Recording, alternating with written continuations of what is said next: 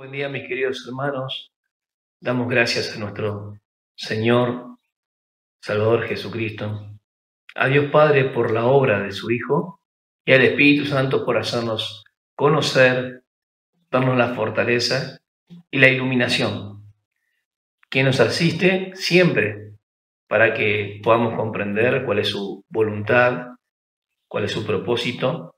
Y en esta mañana le puse como título a la prédica La Triunidad en la Salvación. Para hablar de la Triunidad de la Salvación tenemos que recorrer toda la Biblia, porque la salvación es de Dios, según Salmo 3.8, Jonás 2.9, pero no solamente quiero decir que la salvación es de Dios, sino que la salvación de Dios fue planificada, tiene una ejecución durante el cronos en tiempo y tiene una meta y un propósito final. Siempre el tema de lo que es la salvación lo referimos a nosotros primeramente. Decimos, Dios vino a salvar al hombre a través de la obra de Cristo. Pero nos olvidamos o descuidamos un aspecto muy importante, que el primer tema central de la Biblia es doxológico, siempre la gloria de Dios. Ustedes van a encontrar en Isaías capítulo 43, versículos 6 y 7, que hizo a los hombres para su gloria. Van a encontrar Salmo 19, la metáfora justamente de los cielos, cuentan la gloria de Dios, son obras de sus manos. Lo hizo para gloria suya, expresa la gloria de Dios a través de la creación, la revelación en la creación natural. El hombre como creación o corona de toda la creación que Dios colocó, y en el sexto día colocó al hombre también, como gloria de toda esa creación. Dios hizo al hombre a su imagen conforme a su semejanza. Fíjense qué interesante que no es esto que fue improvisado, sino cuando dice Dios, hagamos al hombre. Interviene, evidentemente, una pluralidad en Dios. Muchos no lo quieren ver y los judíos aún cuando se toman de Deuteronomio y el Shema, dice, nuestro Dios uno es. No hay ningún desacuerdo en la Escritura. Dios es uno, pero son tres personas. Entonces entendemos que hay una pluralidad en Dios, así como en Elohim es un Dios y hay una pluralidad en Dios. Hagamos al hombre. Entonces, es bien simple. Cuando vamos al Génesis, vemos y a través de la revelación progresiva que Dios se da a conocer. Por ejemplo, cuando Jesús mismo le dice, ¿de quién está hablando David? Cuando le dijo que mi Señor se sienta a la diestra. Mi Señor dijo a mi Señor. Y todos quedaron ahí esperando y pensando de quién estaba hablando, si era de David o de otro. Sin embargo, vemos que está Yahweh, y hay otro de quien habla Señor, Adonai. Es evidente que es otra persona distinta en cuanto a lo que hacen y no lo que son. Son en esencia un Dios, un ser, tres personas. Hay una pluralidad en Dios y lo notamos desde el inicio y desde antes. ¿Cómo sabemos desde antes? Tenemos que leer las epístolas del apóstol Pablo, que hay una planificación en la salvación. Y cómo interviene la triunidad, para no decir trinidad, que a veces no se entiende bien, digo uno, un Dios, tres personas. Voy a leer, por ejemplo, Pedro. Pedro se escribió en la carta de Pedro a los expatriados, a los dispersos, a los cristianos, a los hermanos que estaban siendo perseguidos y con aflicciones más que nada externas. Estaban residentes en Roma o por otros lugares dispersos, en Capadocia, Asia, Bitinia, en otros lugares también, pero él los orienta a decirles, mire que ustedes son elegidos por Dios, pero vivan aún tan como extranjeros, pero como peregrinos en el mundo. Su ciudadanía está en los cielos, pero en el mundo tienen que soportar estas aflicciones, esta lucha, este sufrimiento, porque hay herencia entre los santificados. Hay una herencia que es inmarcesible, incorruptible, y empieza a expresar todo lo que estos hermanos tienen. Son santos, son elegidos por el Señor. Y les habla y les enfoca primeramente que no se olviden la posición que tienen y la gran salvación que Dios hizo. Empieza a expresar de esta manera.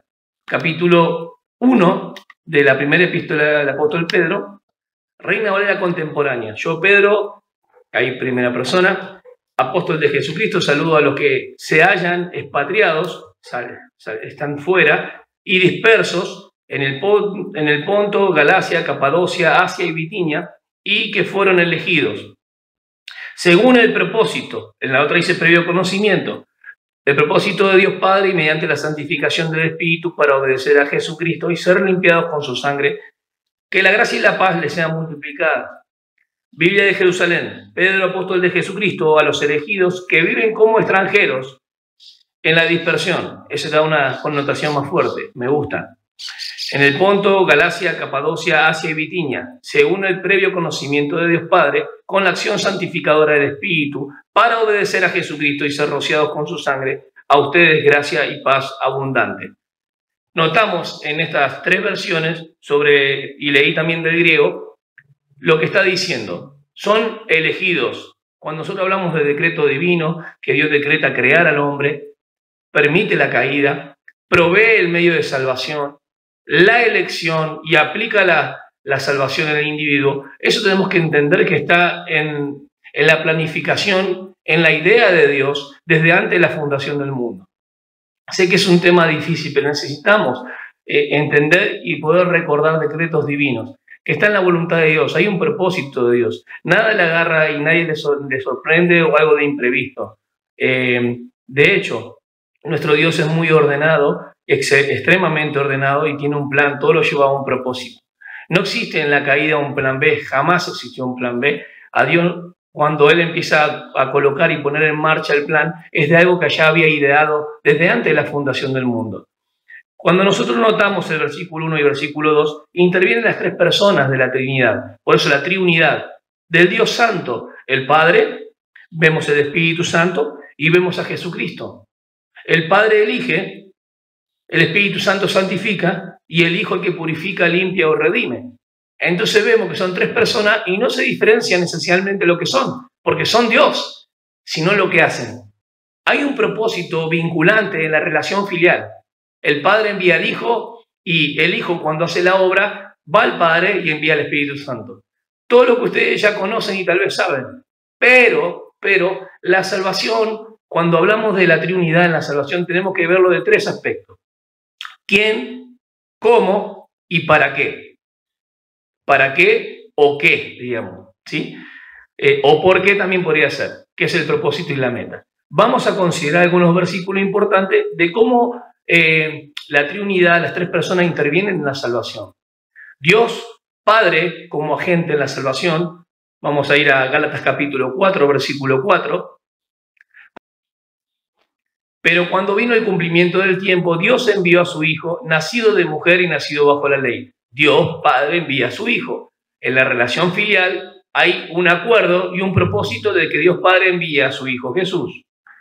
Hay un tema de cuando hablamos de Juan 10 y versículo 30 y otros pasajes también, donde hermanos no han llegado a considerar lo que dice el contexto y por qué Jesús dice que el Padre es mayor que yo. Cuando Jesús dice que el Padre es mayor que yo, es un sentido de subordinación vinculante porque el Logos se hizo carne. Pero el Hijo es igual que el Padre en cuanto a la deidad y naturaleza divina. No hay ninguna contradicción. Cuando digo que Dios Padre envía al Hijo es por el propósito que cada una de las personas cumplen y el rol que tienen o funciones dentro de la salvación. El Padre como agente de salvación envía al Hijo. Y voy a leer algunas cosas importantes para qué envía al Hijo. Uno, para que muriera. Y dos, para castigarlo por nuestros pecados, o castigarlo al cargar nuestros pecados. Primero voy a que el Padre va a enviar a Cristo, como dice Romanos, capítulo 8:3. Envía al Hijo para que muriera en la cruz. Dice de esta manera, porque lo que era imposible para la ley, por cuanto era débil por la carne, eso es la naturaleza pecaminosa, Dios enviando a su Hijo en semejanza de carne, de pecado, y a causa del pecado condenó al pecado en la carne. O sea que hay un propósito. Dios Padre como agente en la salvación envía a Cristo para que muriera en la cruz. ¿Qué hace? A través de hacerse carne Jesús puede morir al pecado. No muere en pecado ni muere sobre el pecado, muere al pecado. Y es importante que Dios envíe a Cristo para que muriera. Juan 3:16, que es bien conocido, de tal manera amó Dios al mundo que ha dado a su Hijo unigénito, que dio en realidad no es que ha dado como en partes o a veces o repetidas oportunidades, sino una vez para siempre. Que dio una vez, un hecho puntual, a su Hijo, para que todo aquel que en Él cree, no para que en Él crea, para que en Él cree no se pierda, mas tenga vida eterna. Entonces, como agente, el Padre envía al Hijo para que muera. Romanos 8.3, tenemos Juan 3.16, y tenemos también para los israelitas que no entendían el siervo sufriente, de que dice que aparte de todo esto quiso Dios quebrantarlo. Isaías 53.10. Primer punto importante, el Padre como agente en la salvación envía al Hijo para que muera. Segundo aspecto de eso, que lo envía a Jesús o al Hijo para que al cargar los pecados, o sea, sea castigado al cargar los pecados. El juicio viene sobre Jesús al cargar los pecados. Y lo vamos a ver en 2 de Corintios. Dice que Dios lo hizo pecado. Versículo 21. Al que no conoció pecado, por nosotros lo hizo pecado para que nosotros fuésemos hechos justicia de Dios en él. Los eruditos dicen que esta segunda parte, por nosotros lo hizo pecado, en realidad lleva una acción. Es ofrenda por el pecado y tiene mucha relación. Y en el contexto tiene más fuerza porque tiene que ver con la reconciliación. Dios Padre envía a su Hijo para que cargue los pecados de la humanidad. Lo castiga al cargar los pecados, el juicio viene sobre él. Acuérdense que el problema y la necesidad de la humanidad tiene que ver por lo que viene a través de un hombre, Adán, y en Adán cuando peca, toda la progenie o toda la descendencia acarrea la muerte y está separado de Dios a causa del pecado. O sea que todas las personas en la humanidad están en pecado y nacen en pecado porque Adán pecó. Ese pecado de Adán no solamente se transmite en la generación biológica natural del padre y la madre, aunque es el hombre el que transmite el pecado. No estoy diciendo que la mujer no tenga pecado, estoy diciendo que la mujer no tiene capacidad de transmitir el pecado, sino que es el hombre que transmite el pecado, aunque la mujer también es pecadora. Entonces, en la generación biológica, ya la persona cuando nace en pecado. Pero también tenemos un punto importante, la imputación de ese pecado. En Adán todos mueren, en Adán todos pecaron activamente. Eso es lo que dice Romanos 3.23. De Adán se computa el pecado a cada uno de nosotros. Nacemos en pecado. Es el gran problema y la necesidad de la humanidad. Dios tiene un plan de salvación a través de las tres personas de la Trinidad. Es un Dios santo, es un Dios que aborrece el pecado. Entonces Él va a resolver el problema consigo mismo y cómo tratar al pecado como se debe tratar. Desde la creación de Adán hasta todas las personas que viven en distintos tiempos, nadie trató el pecado como debía tratarlo. Entonces por eso envía a Jesús. Dios Padre envía a Jesús no solamente como propiciación por los pecados, no solamente para reconciliarnos con Dios, sino que lo pone como el sustituto de la humanidad. Por nosotros lo hizo pecado. Interesante. Dios el Padre envía a Jesús. Segundo aspecto importante era para castigar cargando los pecados. Dijimos 2 de Corintios 5.21. Vamos a leer también Romanos 8.32. Romanos 8.32. El que no escatimó a su propio Hijo, sino que lo entregó por nosotros, ¿cómo no nos dará también con Él todas las cosas? Es interesante que Romanos 8.1 empieza diciendo, no hay condenación para el que está en Cristo Jesús. Y sigue hablando de los vencedores, los más que victoriosos por la obra de Cristo Jesús. Y en el versículo 32 es clave, el que no escatimó, está hablando del Padre, no escatimó, no lo mezquinó, sino que lo dio. No lo perdonó, sino que lo castigó por nosotros. ¿Se dan cuenta? No tenemos solamente el aspecto de que Dios Padre envía al Hijo para que muera, sino que tenemos el aspecto de que Dios envía a Cristo para que cargue los pecados de la humanidad. Tenemos también el pasaje de Isaías 53.10, que se puede tomar de los dos aspectos, para que muera y para cargar los pecados. Vamos a leerlo. Los judíos no pudieron identificar su Mesías, siendo que para ellos vive para siempre, y no pudieron considerar Isaías 53.10, que primero tenía que venir con relación al pecado. Isaías 53.10.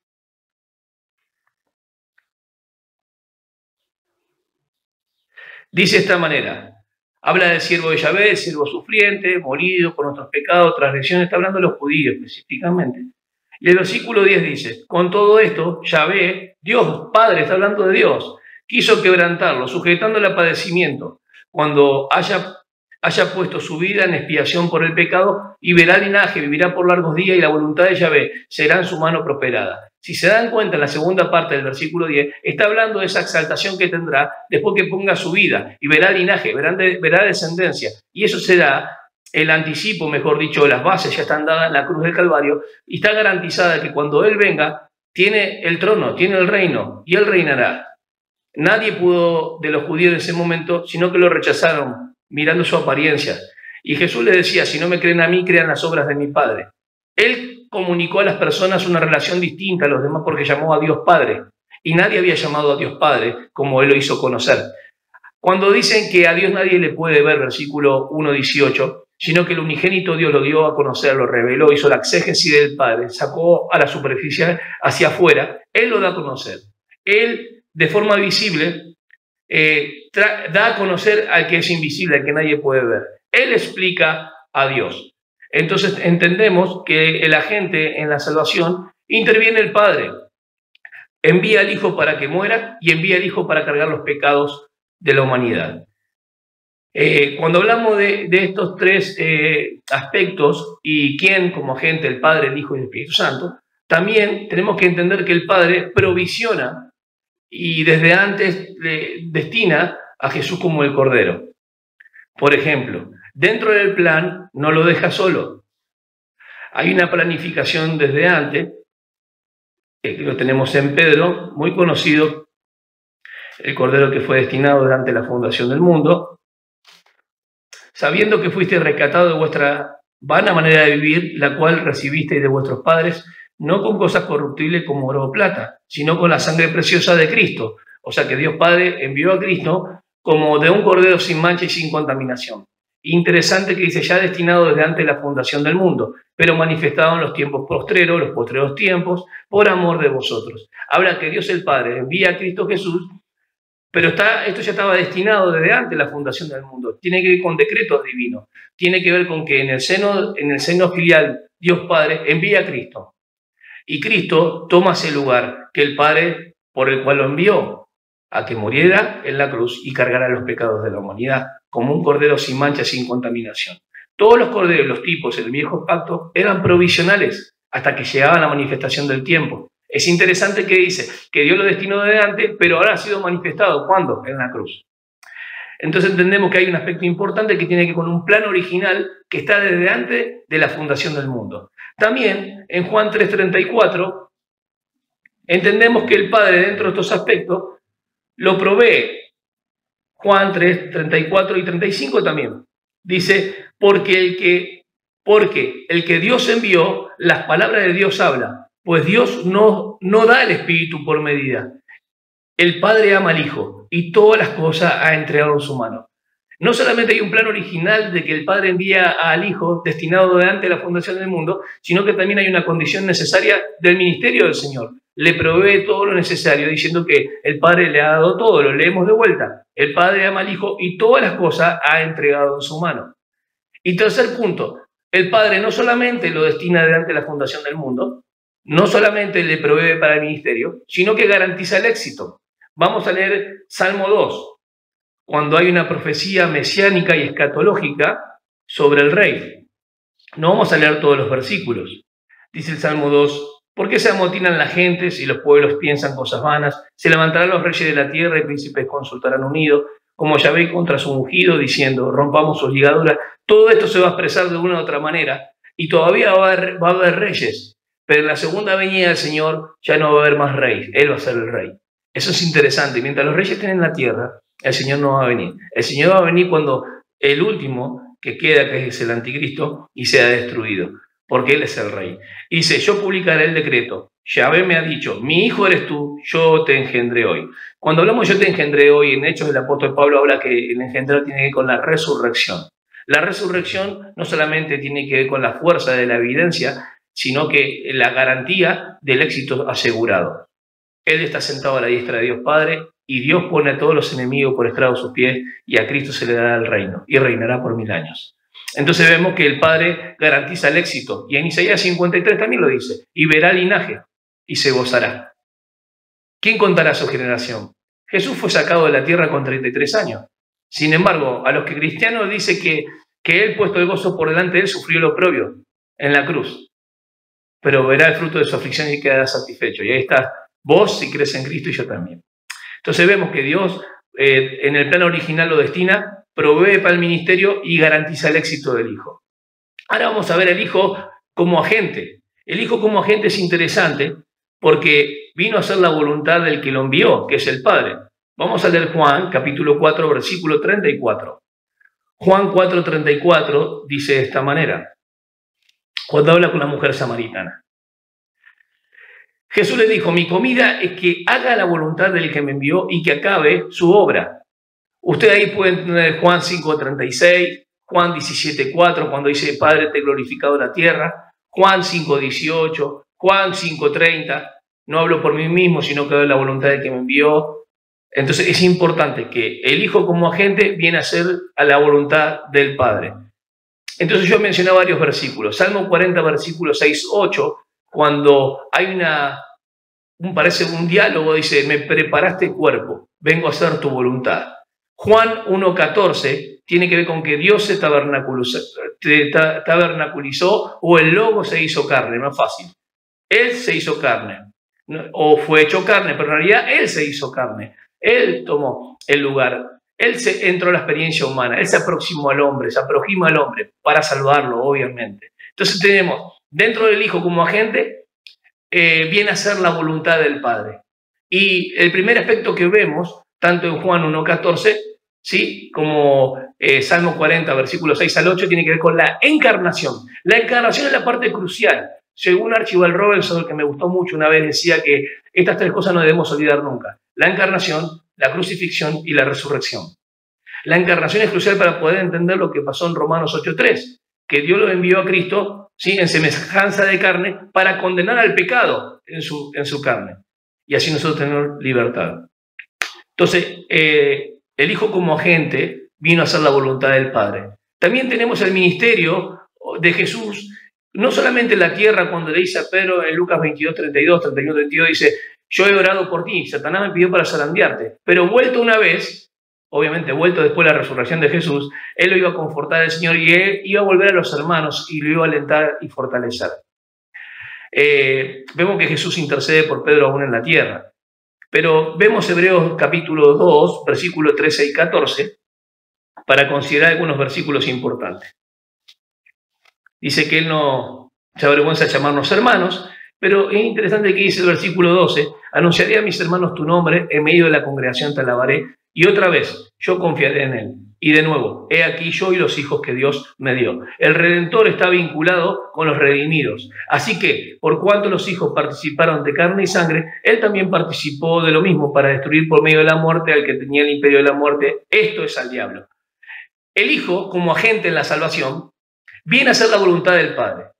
Salmo 40, versículos 6-8. Juan 1:14 tiene que ver con la encarnación. Pero cuando hablamos acá de Hebreos capítulo 2, versículos 13 y 14, tiene que ver ya con lo que es el ministerio o intercede por ellos, con los hijos que Dios le dio. En Juan 17:9 intercede también por ellos. Juan 17:24. Hechos 7:56, que cuando es el martirio de Esteban, es interesante el versículo que voy a utilizar, que con sus ojos al cielo dice, y echándole fuera de la ciudad le apedrearon, los testigos pusieron su ropa a los pies de un joven que se llamaba Saulo. Pero el 56 dice que mientras lo apedreaban, dijo, he aquí veo los cielos abiertos y el Hijo del Hombre que está a la diestra de Dios. Él lo vio, dice que lo vio a la diestra de Dios. Está a la diestra de Dios. Veo los cielos abiertos y al Hijo del Hombre está a la diestra de Dios. El versículo 55 dice que, pero Esteban, lleno del Espíritu Santo, puesto los ojos en el cielo, vio la gloria de Dios y a Jesús que estaba a la diestra de Dios. Jesús había resucitado, pero Jesús estaba a la diestra de Dios. Jesús, en cuanto a su obra de redención, se pudo sentar, pero estaba parado intercediendo por los hermanos, y el primer creyente que muere como un mártir así que fue Esteban, por causa del Señor, veía al Señor levantado, puesto de pie a la diestra de Dios. Entonces vemos que Él intercede por los suyos. El Hijo intercede por los suyos en Juan, en Hechos 7:56, y en 1 de Juan 2:1. dice que si alguno tiene algún pecado pueda confesar a Dios por medio de Cristo Jesús, porque Cristo es la propiciación de los pecados, no solamente de los nuestros, sino de todo el mundo. Pero anteriormente dice que Él es fiel y justo, intercede por los suyos. Y tercer punto importante del Hijo, él, como agente de salvación, no solamente tiene que ver con la encarnación, no solamente tiene que ver con el ministerio que le intercede por los suyos, sino también tiene que ver con el sacrificio voluntario. Juan 10:11, Él vino a poner su vida por las ovejas. Juan 10:17-18 dice que el Padre me ama, por esto yo pongo mi vida y la vuelvo a tomar. Entonces tenemos, dentro del envío del Hijo, el Hijo viene a hacer la voluntad del Padre. En la encarnación vemos el ministerio que intercede y vemos lo que tiene que ver con la experiencia del sacrificio voluntario. No solamente sacrificio, sino también ofrenda. Ahora vemos al Espíritu Santo como agente, y esto sí me interesa nombrar dos versículos, cuando es profetizado en Isaías 42, que el Espíritu Adonai estaría sobre el Señor y el Espíritu Santo. El Espíritu Santo intervino en la creación como el Padre y como el Hijo. No solamente cuando dijeron hagamos al hombre, los tres intervienen. Dice, he aquí mi siervo, yo le sostendré, mi escogido en quien mi alma tiene contentamiento, he puesto sobre él mi espíritu, ahí está. Él traerá justicia a las naciones. Esto es algo que tiene un aspecto escatológico y espera hacia el final. El Espíritu estará sobre el Señor y eso fue lo que pasó. En el bautismo se confirma eso con Jesús en Mateo 3:17. Entonces el Espíritu Santo viene también con un propósito. Dentro de la salvación viene como agente también y viene a hacer una obra. En Juan 14:26 dice, Jesús dijo que el Espíritu Santo cuando venga no hablará de sí mismo, sino que glorificará al Hijo, hablará del Hijo. Son dos versículos interesantes. Entonces tomamos que el Padre como agente de salvación, tenemos Gálatas 4:4, tenemos Juan capítulo 4 versículo 34 en cuanto al Hijo como agente que vino a hacer una obra, a hacer la voluntad, y tenemos al Espíritu Santo como Isaías 42 versículo 1 y Juan 14:26 que no hablaría de sí mismo sino hablaría del Hijo. El tema es que el Espíritu Santo no solamente iba a estar sobre Jesús, va a estar en la concepción, va a estar en el ministerio, en la crucifixión y en la resurrección y exaltación. Cuando hablamos de la concepción, hablamos de Mateo 1:21, que la Virgen concebirá y dará un hijo. Eso estaba profetizado en Isaías, ¿sí? 7, Isaías 9 también. Sin embargo, habla de que la concepción fue dada, la concepción fue en Nazaret, el nacimiento fue en Belén. Es interesante, fue concebido por el Espíritu, fue engendrado por el Espíritu, concebido por una obra de Dios mismo. Entonces, en la concepción interviene el Espíritu Santo, según Mateo 1:21 y Lucas 1:35. Ahora, en cuanto al ministerio, vemos Hechos 10:38, que Dios lo ungió con poder. Como Dios ungió con el Espíritu Santo y con poder a Jesús de Nazaret, y como éste anduvo haciendo bienes y sanando a todos los oprimidos por el diablo, porque Dios estaba con él. Dios hecho carne, Jesús, las dos naturalezas, divina y humana. Sin embargo, el Espíritu Santo estaba sobre Jesús también para hacer milagros, prodigios y maravillas. Estaba sobre él, no solamente en la concepción, sino en su ministerio. En Hebreos 9:14 tiene que ver con la crucifixión. Este versículo muchas veces se toma como la exaltación, sin embargo tiene con la crucifixión por el Espíritu Eterno. Hebreos 9:14 dice de esta manera, ¿cuánto más la sangre de Cristo, el cual mediante el Espíritu Eterno se ofreció a sí mismo, sin mancha Dios limpiará vuestras conciencias de obras muertas para que sirváis al Dios vivo? Las obras muertas eran las obras de la ley, las que no pueden salvar. El Espíritu Santo interviene como agente en la salvación. Dios Padre es el que elige, Cristo es el que rescata y redime, el Espíritu Santo es el que santifica. El Espíritu Santo interviene en la concepción, interviene en el ministerio, interviene en la crucifixión y interviene ahora en la resurrección y en la exaltación. Vamos a tomar Efesios 1:20 para que podamos tener estos detalles tan importantes, la obra tan grande de la salvación. Fíjense que Efesios 1:20 dice, la cual operó en Cristo, hablando del Espíritu Santo, resucitándole de los muertos y sentándole a su diestra en los lugares celestiales.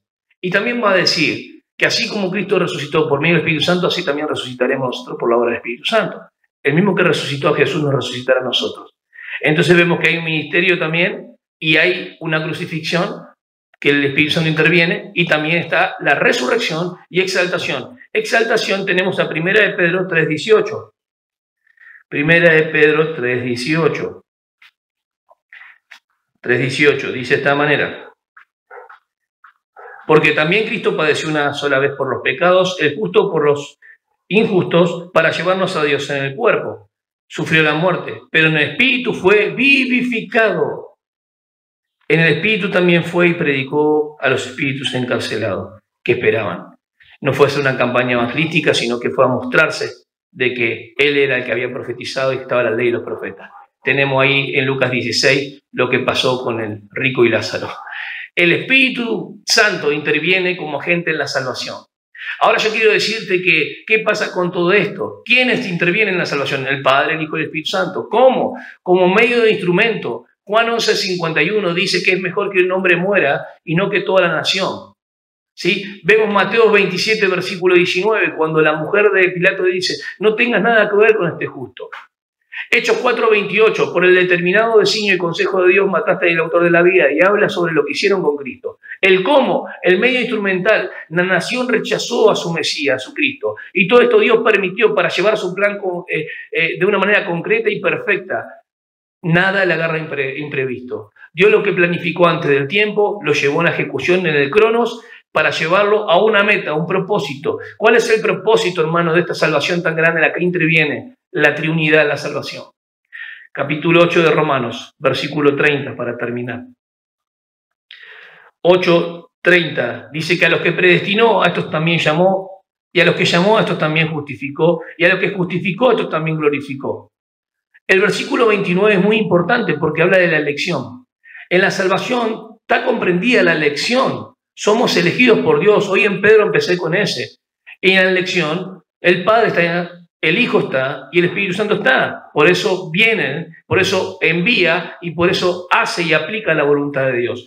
Para que podamos tener estos detalles tan importantes, la obra tan grande de la salvación. Fíjense que Efesios 1:20 dice, la cual operó en Cristo, hablando del Espíritu Santo, resucitándole de los muertos y sentándole a su diestra en los lugares celestiales. Y también va a decir que así como Cristo resucitó por medio del Espíritu Santo, así también resucitaremos nosotros por la obra del Espíritu Santo. El mismo que resucitó a Jesús nos resucitará a nosotros. Entonces vemos que hay un ministerio también y hay una crucifixión que el Espíritu Santo interviene y también está la resurrección y exaltación. Exaltación tenemos a 1 de Pedro 3:18. 1 de Pedro 3:18. 3:18 dice de esta manera.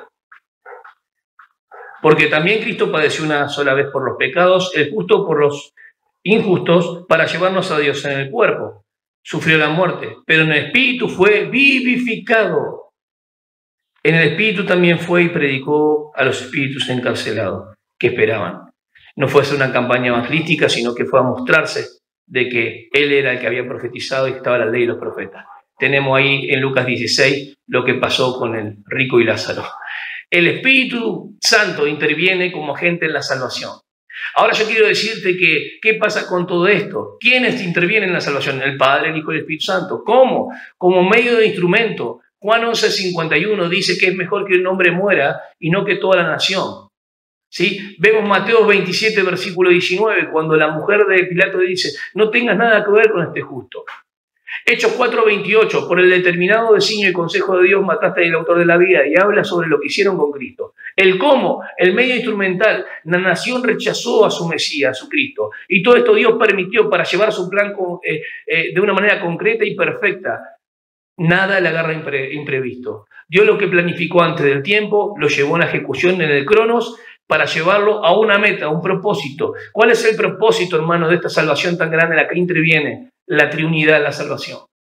Capítulo 8 de Romanos, versículo 30, para terminar. 8:30, dice que a los que predestinó, a estos también llamó, y a los que llamó, a estos también justificó, y a los que justificó, a estos también glorificó. El versículo 29 es muy importante porque habla de la elección. En la salvación está comprendida la elección. Somos elegidos por Dios. Hoy en Pedro empecé con ese. Y en la elección, el Padre está, el Hijo está y el Espíritu Santo está. Por eso vienen, por eso envía y por eso hace y aplica la voluntad de Dios. Porque a los que antes conoció también los predestinó para que fuesen hechos conforme a la imagen de su Hijo, o para que sean a la imagen de su Hijo, para que Él sea el primogénito de entre muchos hermanos. De vuelta a la misma palabra, de entre muchos hermanos, los hijos que Dios me dio, los redimidos con el Redentor vinculante. En la salvación nadie se pierde. Tenemos un propósito, tenemos una meta, y en la salvación interviene Dios Padre, interviene el Hijo y interviene el Espíritu Santo. ¿Sabes cómo? Cuando el Padre te elige y te escoge en Cristo. Cristo murió en la cruz mientras vos estabas pecando. Alguien llegó con el Evangelio y te predicó el Evangelio de la gracia, obviamente, de que Cristo murió por tus pecados. Y Cristo, cuando murió en la cruz, ya hizo esa obra perfecta, una vez, porque Dios lo puso ahí como propiciación, como justicia de Dios. Y ahora vos capaz que no entiendes y pensás que tenés que hacer ciertas cositas, y te estoy diciendo que la salvación de principio a fin, en este aspecto y en este punto, no hay ningún momento donde vos intervenís para hacer algo. Dios lo hizo todo de principio a final. Lo que había sido destinado ante la fundación del mundo, lo que está siendo ejecutado dentro del Cronos y lo que pasará en la eternidad futura, estaremos con Él para siempre. Porque dice que el propósito, la meta, el porqué y el para qué es hacerlo a la imagen de su Hijo Jesucristo. Ahora, ¿de qué vale? ¿Por qué Dios mandó a su Hijo Jesús para que muera? Cuando Él iba a ser levantado en la cruz, iba a ser un motivo de crucifixión, pero también de exaltación. Y el sufrimiento de Jesús en la cruz iba a ser un modo y una forma y una manera en la cual Dios quiso para que su nombre sea glorificado. La única manera en la que podemos ser salvos es mediante la obra de la cruz. La palabra didomi es dar a conocer. Efesios 3:16. En esta mañana quiero orar por vos, por mí y por todos los que escuchan. Que Dios te haga conocer a Cristo.